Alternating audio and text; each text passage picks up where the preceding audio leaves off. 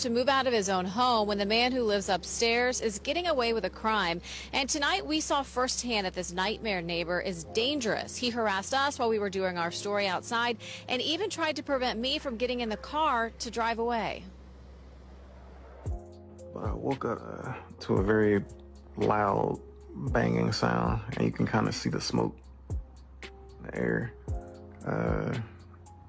And it was like an explosion. Chris James says he went to bed around 10:30 p.m. on October 18th. An hour later, he was startled out of bed to discover someone fired a shotgun into his apartment from the unit upstairs.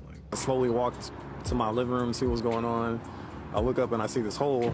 This cell phone video was taken that night as LAPD officers investigated. Chris says he's grateful he went to bed early. Normally, he would have been in the living room at that hour. I would have gotten hit because they found shotgun pellets all over the living room, like embedded in the wall and the table. Like there was plaster on the couch, so it definitely would have hit if I was just anywhere in that area. He says police knocked on his neighbor's door, and when he didn't answer, they did not go inside. A move Chris thinks is unacceptable considering what happened.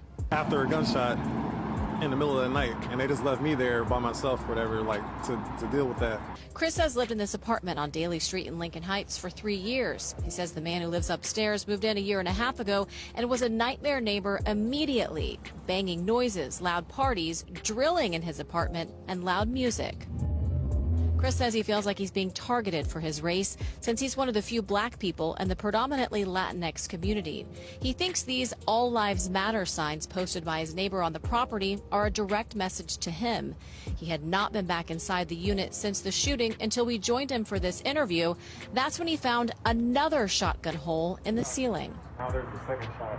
It feels like I'm in another world or something, like where, like who's allowed to just shoot into someone's house. When he told his landlord about the new shooting, she just asked if he was planning to pay rent. I don't think I should have to pay rent for a place that I'm in danger. Chris says he's been let down by the LAPD, his city councilman, and the attorneys he's talked to tell him to just leave. No one's going to do anything until he actually hurts somebody. If I leave and then someone else moves in there, they have to deal with that. So Chris says the detective working on his case tells him that because officers didn't enter the apartment the night of the shooting, they can't prove who did it. He's having trouble finding an attorney, and he says he's also having trouble finding affordable housing. He's been staying on friends' couches because he doesn't feel safe at home. Back to you. Casey, thank you.